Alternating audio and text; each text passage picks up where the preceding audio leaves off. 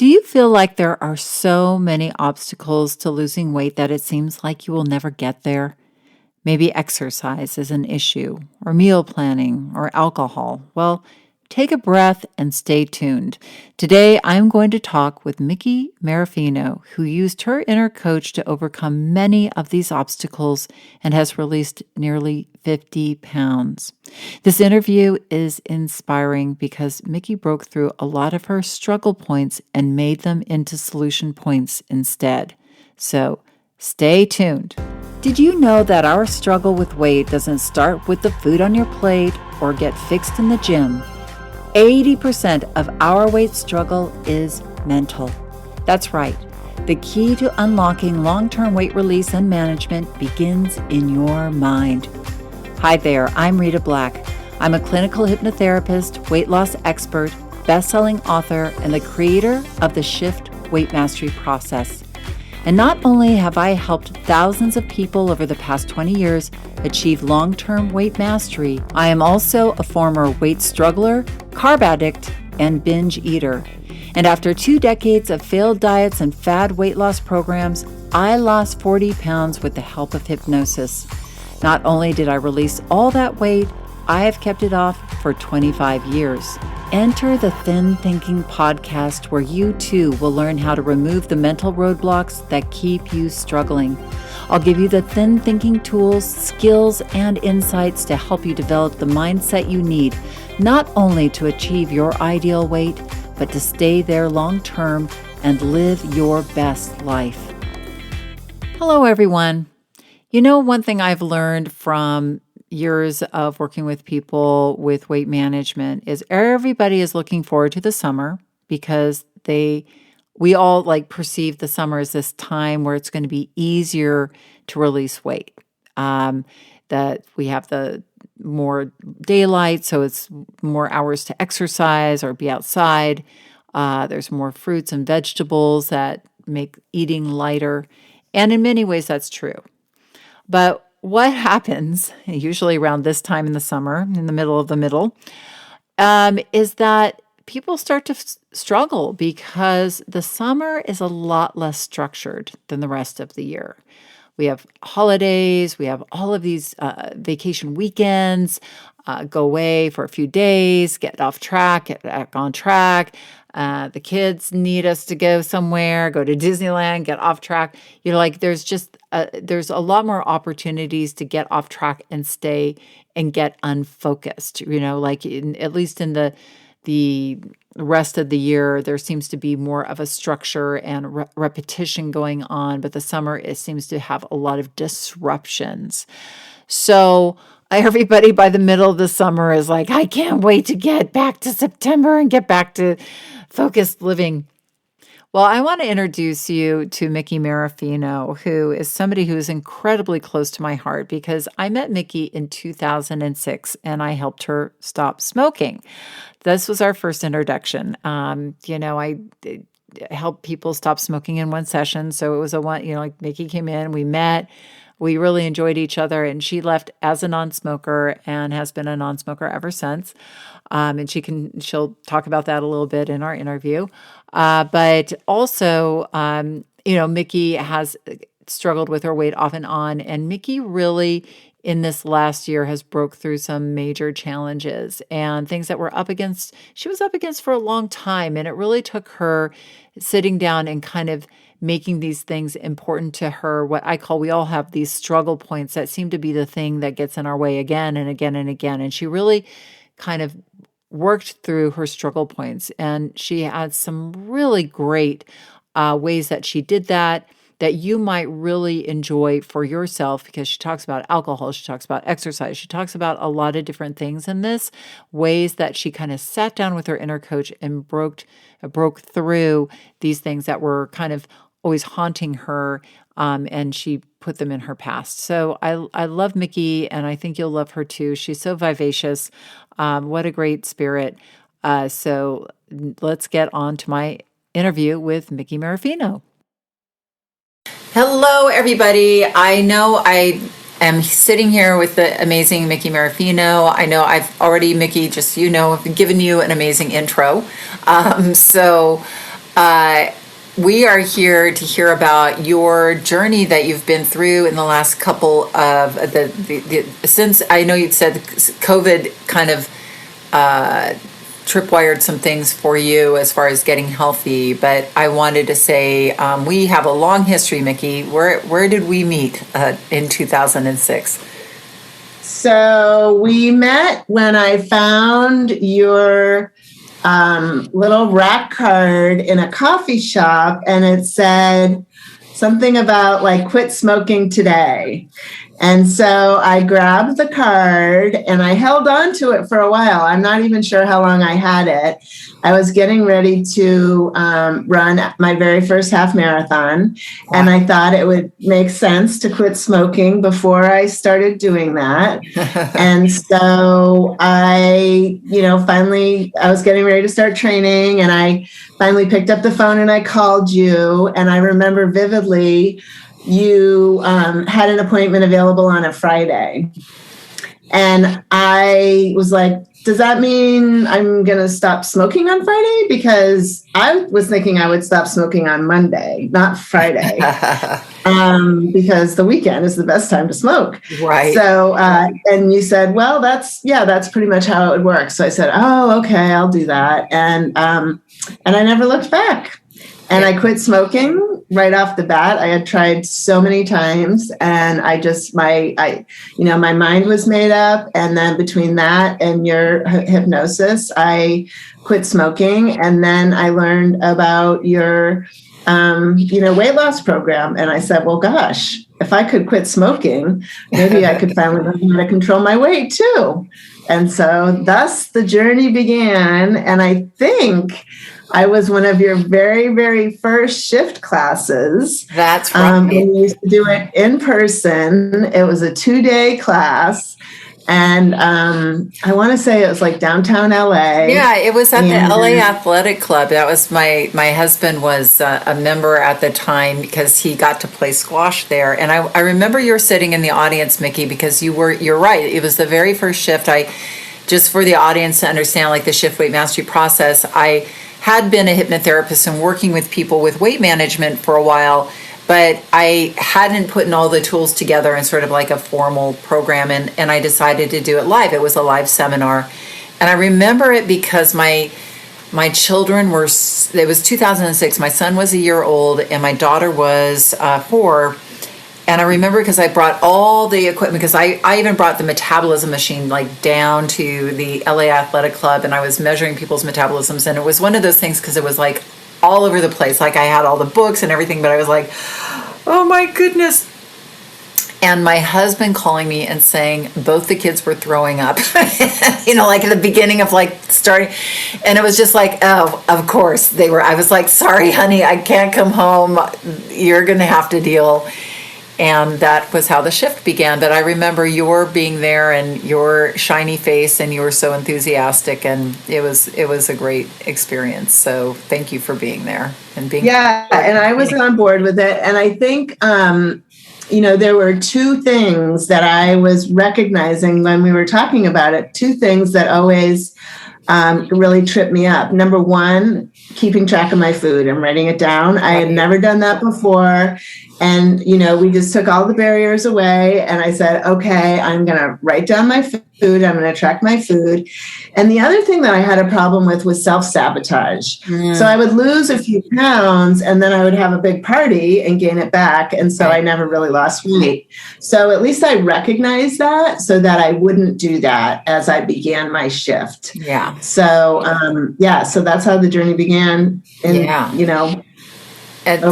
know that is crazy. And I know for you have stayed a non-smoker all these years, and you've had your weight journey as many people have. Like, I know you've released weight, and then you went through some times where you were struggling a little more, but it seems like there's something about weight management and weight mastery, helping so many people over the years and getting to know people, because I feel like you're a true friend, and we've known each other for a long time now. And I think that you've always, it's kind of like at the end of The Wizard of Oz, like you've always had with the ruby slippers, it's like you click them together, but it was like you always had the power to go home. And I feel, and there's something else in the world of teaching, and maybe you know this because I know you're sort of an educator in your own way, Mickey, and you work with kids and everything. And I want to hear what you're up to in your life because I want our listeners to hear because I think it's really exciting. But that with kids and with learning, everybody, you have these kids that might seem like struggle learners, and then all of a sudden, the teachers say like there's this. It happened in first grade. It could happen in fifth grade. It could happen in 12th grade. It might not even happen until college. That happened to a very dear friend's daughter. Like she always struggled with school, and then she got to her freshman year in college, and it just all came together. And she's always been bright. She's always been amazing. But I think we all in our journey of life, if we struggle with our weight, get to this point where we start to own our journey and really, and it clicks like it all clicks in. And I feel like for you, this last year has been, you've always had the tools. You've always, like you said, you are it's crazy that when you came to see me for smoking cessation, that was your first half marathon because how many half marathons have you run now in your life? Oh, I've only had 3. And what? Yeah. Oh, why do I think like you're always like during the turkey trot and the lobster? Yeah, that's not a half marathon. That's like 3 miles. Oh, okay. So you do these things, but you've only done half marathons 3 times. Oh, okay. Got it. But you are Yeah. right. Like, No, I'm more of a 5K girl. Okay. All right. Why do I see? I'm not a runner, so to me, a 5K is kind of like a half marathon. So it's not. It's all kind of grouped together, and that's a long way to go. So, but yeah, you run a lot of 5Ks. How many 5Ks have you run? I don't know. Okay. A lot. Yeah. I like 5Ks. 5Ks are enough just to actually make me run. But it's not so much that I have to spend my entire life training for it, and it doesn't kill my body like a half marathon does. 5Ks are nice. And as a matter of fact, we did a 5K as a Shift fundraiser. That's right. For Shift Kids. And I still have my Shift Kids t-shirt. Oh, me too. I know. That was such a fun event. And that was super terrific. Now this year, so Mickey, you have been through a journey of releasing 50 pounds, right? Am I correct in that assumption? Right. So tell us a little bit about that journey, because there are some certain things I want to talk to you about in your journey, but like how did that get started for you? Like what was your turning point in the journey? I don't think I can tell you the actual moment. As you know, I've always been kind of a slow and steady weight loss person. Yeah. I have, I started working with a program that was a meal replacement program, and it had a healthy, lean and green component. So I'm kind of always on the run. So having, meal replacements that I could eat really quickly was a real benefit. And then being able to eat out, like if I'm out socializing or whatever, and just focus on lean and green, that was super helpful and easy for me. Right. So I could just, that really worked well for me. But I have to say, when the pandemic started in March of 2020, and I think it's totally because of my Shift background, I just recognized that there were a couple of things that were going to be a problem for me if I was just going to have to be basically homebound. Right. One was I have friends that I exercise with, and that's how I exercise. We go walking together or running together. And if I can't see anybody, how is that going to work? And the other one is alcohol consumption. I mean, if I'm going to be home all the time, I was worried that I was just going to be drinking a bottle of wine at least every single day. As the wine industry went into its highest sales ever last year, I work with people in the wine industry, and they're like, oh yeah, that was a good year, the year of COVID. So, Yeah, I was surprised that we never saw empty wine shelves like we saw the empty toilet paper shelves, actually. I actually did go into a couple of stores and see those empty wine shelves, but probably they're just better stocked down in the South Bay area where you are, because that's probably a pretty big item, hot item.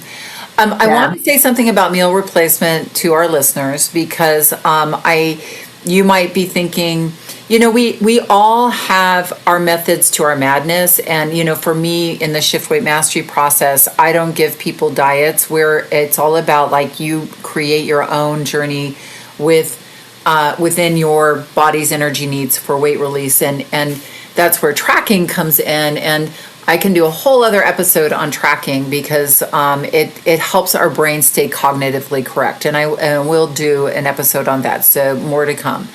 But there have been studies that show that for a lot of people, meal replacement can be a valuable weight release tool. That, I think some people think of, when they think of that, they think of Jenny Craig, or they think of Medifast or Optifast, which, for some people, like Mickey is saying, you are a busy person. You don't have a big family to take care of. You're like, and so making meals and all of that sometimes just doesn't make sense for you. And like you said, you're kind of like, oh, well, let me just grab and go. So for some people, the research has shown that meal replacement can be very helpful, especially for those people who don't like to cook, who maybe don't have to care for other people and feed them. And especially if you find a meal replacement plan where you like the food, and it seems like you probably did. Yeah. And I have to say that, I'm not like an all or nothing person, really. So it was meal replacement. And like I said, the lean and green, because I eat out a lot. And so for me, it was just very easy to choose, a lean protein and green to eat out. I could do that pretty easily, but I still tracked my food. I mean, I still was writing down, this is how many calories the meal replacement is. This is how many calories my lean and green is. So I still tracked my calories and listened to hypnosis. I mean, I feel like, for me, like you said, everybody finds their own thing that works. And for Right. me, that was the perfect combination. Well, and something you did too that you're talking about is that you kind of even had a mantra like lean and green. And because I think what you created in your mind, and because this is called the Thin Thinking Podcast, I just want to point out like where you used your mind in a powerful way is that when you went into a restaurant, it was like anything other than lean and green kind of wasn't an option, and you found within that things you really enjoyed eating. So it wasn't like you were feeling deprived. It just was like, that's who I am. I'm a lean and green lady, like it's kind of, you created your own identity, like that's who I am now when I walk into a restaurant or in a social situation. And I agree with you that just it's kind of like with smokers. When you become a non-smoker, it's just like it's not an option. When things become not an option, not because you're depriving yourself, but because that's kind of who you are. I'm a lean and green person. It becomes a lot easier to stay on track, or live into that identity, I should say, adapt to that identity. Yeah, exactly. And I love that term, lean and green. It's a great term. Yeah, it's pretty easy to follow. Yeah, cool. So I'm sorry. So keep going now. Yeah. So as we, entered COVID and I realized I was going to have these two issues, I came up with a couple of solutions. The first was the alcohol situation. I just knew that wine was going to be a problem because of all the sugar, and it just, doesn't make me feel good, and it's super expensive and all of that. So I decided that I would have to have a vodka drink. So I started there. Okay. And then I further thought about it, and I discovered, I like Moscow mules, but I discovered diet ginger beer. So I started having diet Moscow mules, and I have a copper cup, and I put a lot of lemon in it and some soda water and the diet ginger beer and some vodka. And then eventually I realized I didn't even really need the vodka, because if I put all of that in a copper cup, I just feel like I'm having a cocktail. Right. And it was perfect, because it was almost practically 0 calories with no vodka. Right. So that is what I call my COVID cocktail. And to this day, I love my diet ginger beer and lime and soda water in a copper cup. It's just perfect. Can I tell you that that's so great? And, I know for my husband and I, we, if we're out socially, we might have gin and tonics. That's kind of our drink. We've always had it. Like when we lived in England, we drank gin and tonics, but we use diet tonic. And in the evening, if we want to have a cocktail, we do a diet tonic without the gin. And it's. I think you hit the nail on the head. It's like, oh, it's this idea of something, and I think our brain just likes that treat and that idea of reward. But it like the alcohol itself, like you said, like when you take that sip of the diet, your Moscow Mule, the Virgin. You still get that relief, like, oh, yes, it's the end of the day, Right. It's still that kind of that shift breath, right? Yeah. It comes when you're getting ready to have your cocktail, or, that first sip of wine or whatever, where you're like, ah. It's the brain, the dopamine center in the brain is agitating you because it wants that thing. I want that reward. I want that reward. I want that reward. And I've noticed, like with alcohol, alcohol does change your brain chemistry, but what happens when you take that virgin drink is you're relieving the agitation. So it does give you a release, but it's just not altering your brain, which then leads to more eating and all that other stuff too. So that is a really great solution. And if you remember, at the beginning of all of this, there were a lot of Zoom happy hours. Right? That's so right. I would get on my Zoom happy hour with my copper cup, and nobody would know the difference. Oh, right? How clever. Yeah. Well, and tell me, or tell the listeners, because you told me this, that you would take ginger beer, like your diet ginger beer, in your trunk. And so, like, if you went to a social event, or if you went to even like out to a bar or something, you had your diet ginger beer, because like a lot of places and a lot of people aren't going to have it. Right. And it's actually kind of even hard to find in the stores sometimes. So I do. I have it right now. I have a 6-pack of diet ginger beer in my trunk because, if I go someplace, I can just bring a bottle in with me and I can, have a drink. And it's not a problem at all. I mean, everybody has Diet Coke, but not too many people have diet ginger beer. And what do you have a brand that you like the most? No, it's hard to find. So honestly, it's anything I can find is good. Oh, okay. Smart and Final, I must say, because I like Smart and Final, and this is Southern California people, I'm sorry, but they do have Brandenburg diet ginger beer, which I'm sure you've had that before in the brown containers. Yep. But they also have this new one. I forget the name of it, but I'll put it in the show notes. It's really light and crisp, and it's real ginger. It's like it's supposed to be like real. It's not fake at all. So I don't know. But anyway, I digress. Okay, Mickey. So you conquered that alcohol thing for COVID. That's great. Now, go ahead. The other one I was worried about was exercise. Yes. And so I invented something that I call walk and talk. Mm-hmm. And got my friends on board with it, and we would both get on our phones in our own neighborhoods and put our little headset on and talk to each other on the phone for an hour while we walked around our own neighborhoods. And it was great because it got me out walking. I stayed in touch with people almost even better than I would have previously because I was able to walk and talk with friends who lived pretty far away. Because we would never be able to get together and go for a walk. So, friends who lived, like an hour away, I could get on the phone and they could still walk in their neighborhood and I'd walk in my neighborhood and we'd catch up for an hour. So I had walk and talk partners. I like to walk early in the morning. Mm-hmm. So that really was the only challenge, was finding somebody who was on the same schedule that I was on. But And I've continued that to this day as well.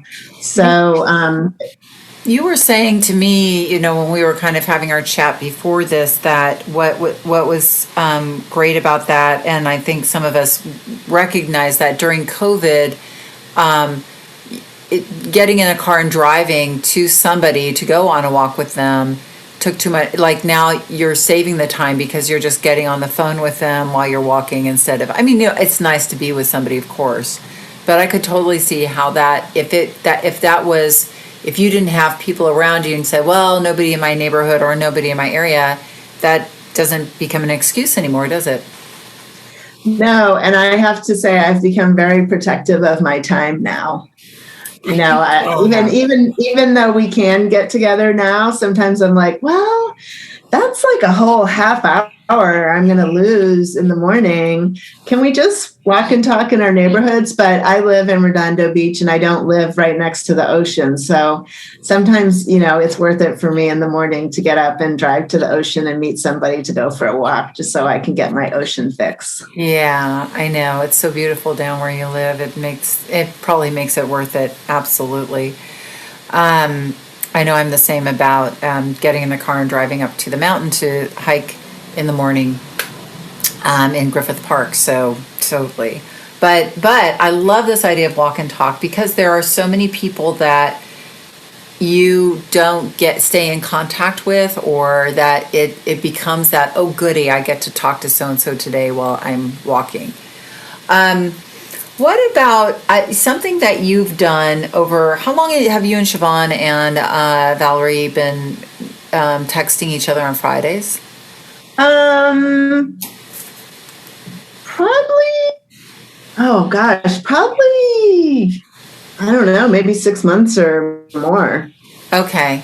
Yeah, it must have been more because I think when Siobhan started doing the shift last April, were you guys doing it? Had you started doing it at that point, or were you already doing it? No, actually, I think Siobhan and I were doing it by ourselves, and then I think Valerie joined us. Yeah. Okay. Yeah. Yeah, because I was definitely part of Siobhan's journey in the very beginning. Right. So some of you may have heard Siobhan Barber talking as I interviewed her a little while ago, and Siobhan is actually a coach right now during the shift process that we're currently doing.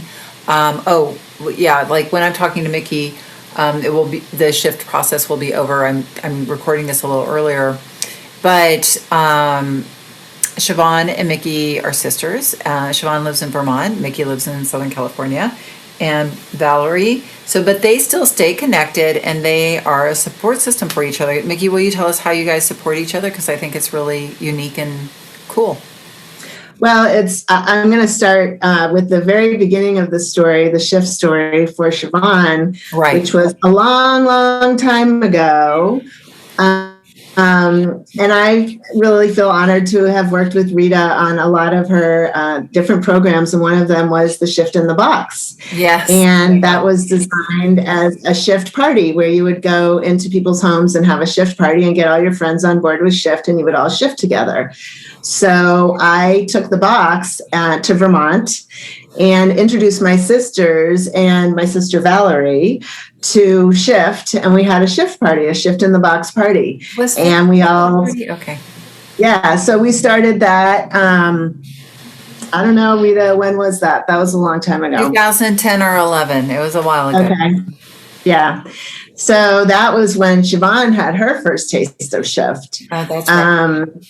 Yeah. So then, and I think everyone really, I always say about shift, once you learn, the shift concept, it doesn't go away. You can say you're not shifting, but your head is always, you're always there.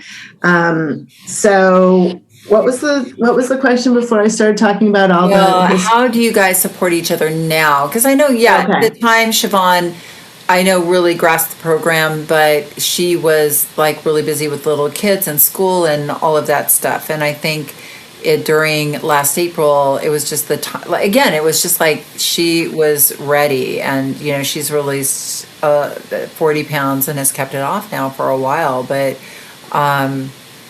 but tell me, and Valerie's released weight now too, but you guys really supported each other. So how are you Yeah, doing? so every Friday, we text each other first thing in the morning, and we weigh in together, and we all support each other, and there's no judgment. I mean, we actually text our actual weight. We don't say, "Oh, I lost a pound" or anything. We actually put our actual weight in, I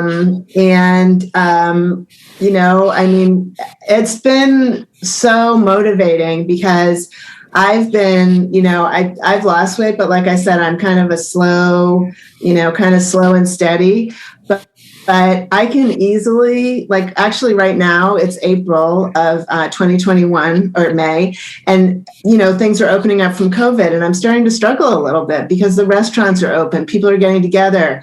I'm a celebration eater, Right. And so I'm really struggling. And so it's great to be able to check in with them every Friday and say, okay, how are we doing? And if I go up a pound, then I know, like, okay, I got to really watch what I'm doing, and, no more of this silly celebration stuff. You can be smart and celebrate at the same time. So Right. They have been, so helpful for me. And I think we're all, really helpful for each other.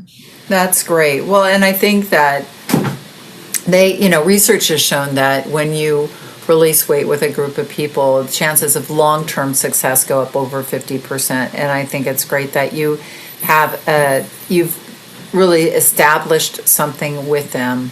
And I think a lot of people are in your boat, Mickey. I think, now that everything's opening up, surely COVID was a challenge for a lot of people, but now we're all out, and I think it's the roaring 20s. Again, we are all in this celebration head, and it's for a lot of people. So if you're listening to this interview, you can go back in the episodes, because I have done 2 different episodes, one on restaurant eating post-COVID and one on, there was one on 3-day weekends, but it was really about celebrations and just letting loose and how to prepare your mind for those things. So the good news is that I think, Mickey, you have all the tools. It's really great. I think there's going to be an initial, everybody goes out and celebrates and then goes, oh wait, we got to come back to the real world now and figure out a way of managing our social life and managing our weight at the same time. And you will figure it out, because,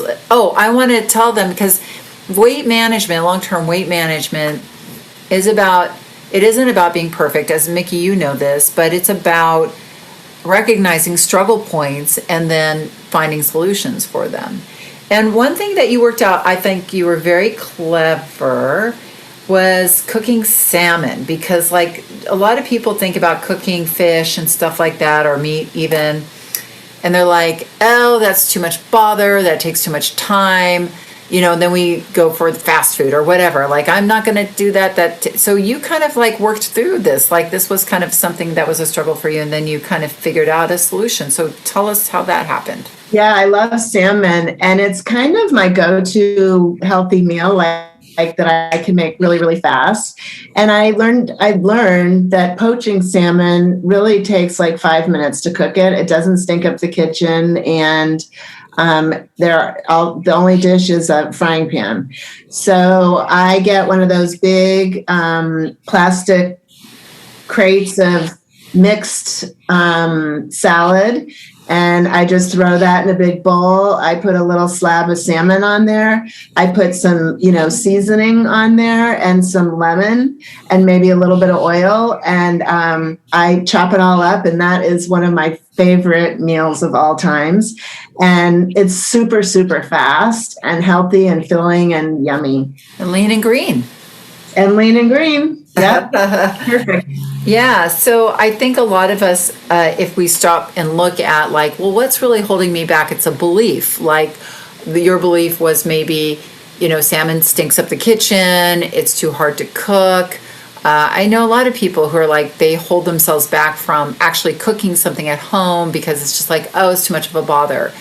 But really, by the time you go through a drive-through and spend that time in drive-through and all the other bother that's involved with that, finding these fast, easy, and that was just one little shift that you made that made a huge difference to your consistency because you were able to be consistent.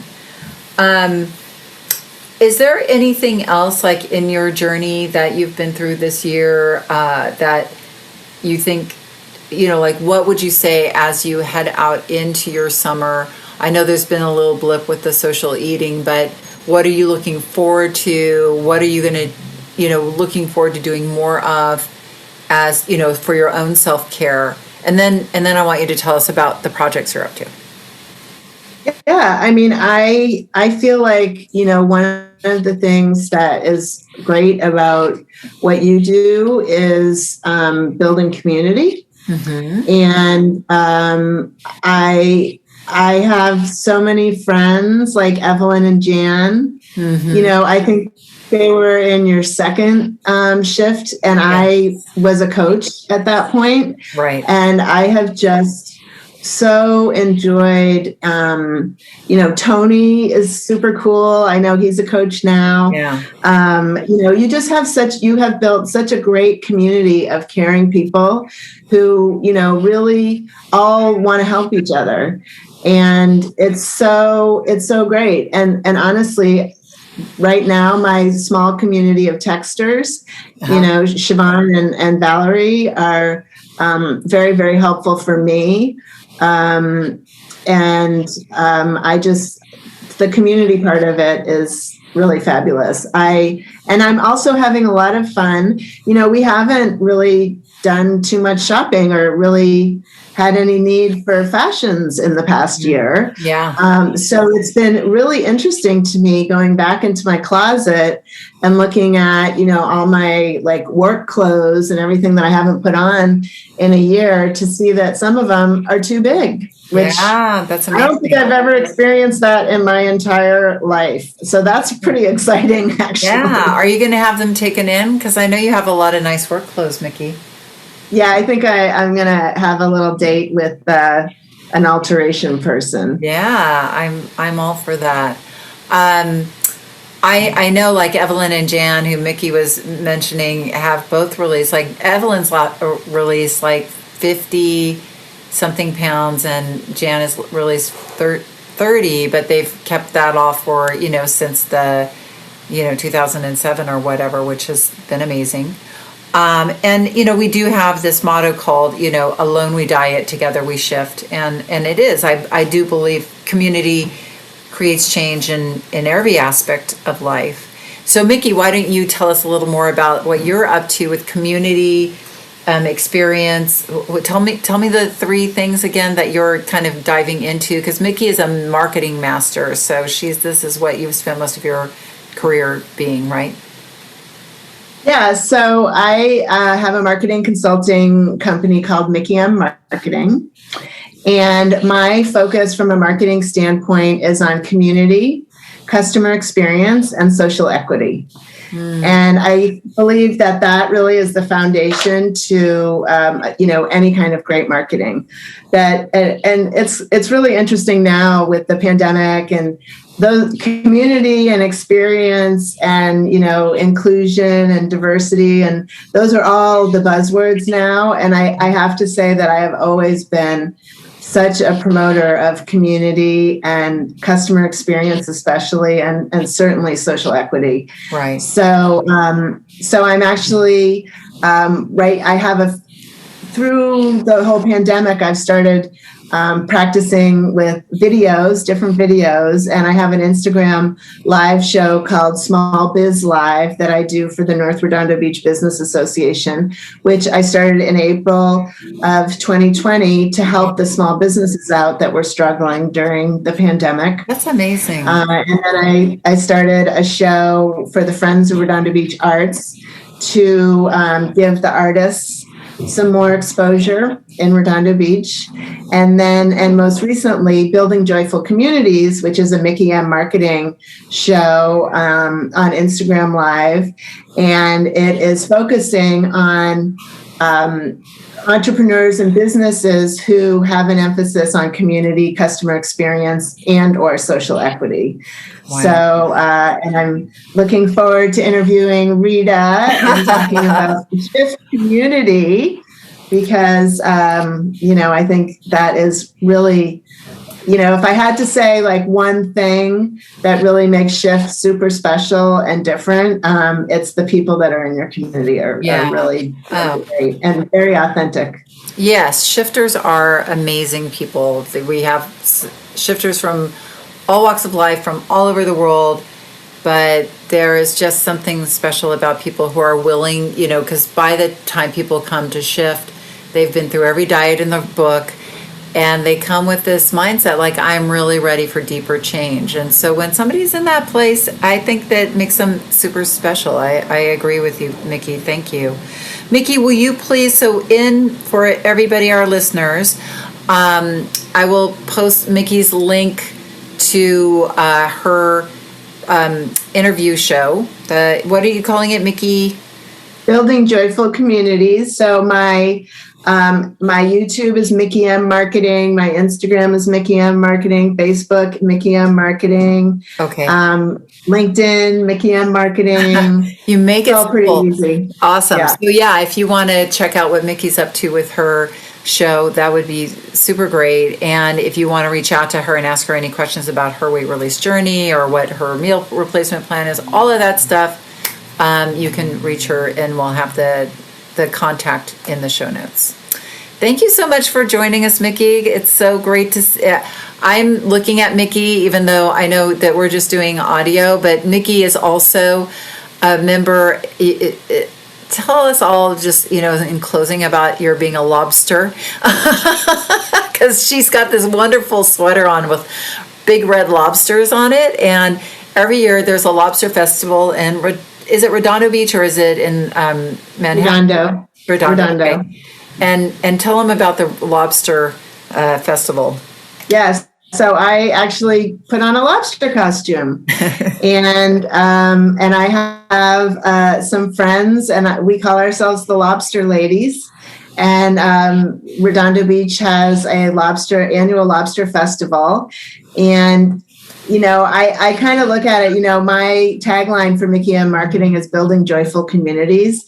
And I have to tell you, there is nothing more joyful than when we put our lobster costumes on and everybody wants to take their picture with the lobster ladies. The kids want to hug the lobster ladies. I mean, it is so fun, and it really creates a memorable experience for the people who are at the lobster festival. And it's just super, super fun. Oh, that is so great. And you might need to get that lobster costume taken in as well, Mickey. Yeah, the lobster shell is it's got a lot of room in it. And, nobody wants a skinny lobster. That's true. So you bulk it out anyway, so you don't have to worry about that. Yeah.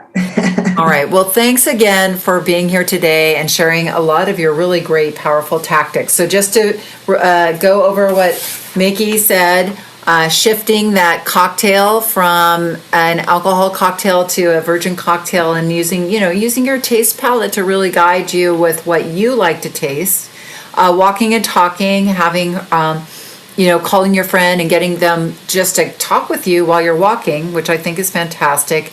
Your lean and green mantra that keeps like the ideas of eating that other stuff out of your sight of vision, because that's who you are, is lean and green. And really touching base with her power squad for support squad for weighing in on a weekly basis and supporting each other. So thank you for sharing all of those really great tactics with us, and good luck with all that you're up to with your building powerful communities. That's great. Thank you, Mickey, for being here. Thanks, Rita. Thank you so much for all of your amazing insights, Mickey. And thank you, listeners. Please, if there's anything that you would like me to cover on the Thin Thinking podcast, please let me know.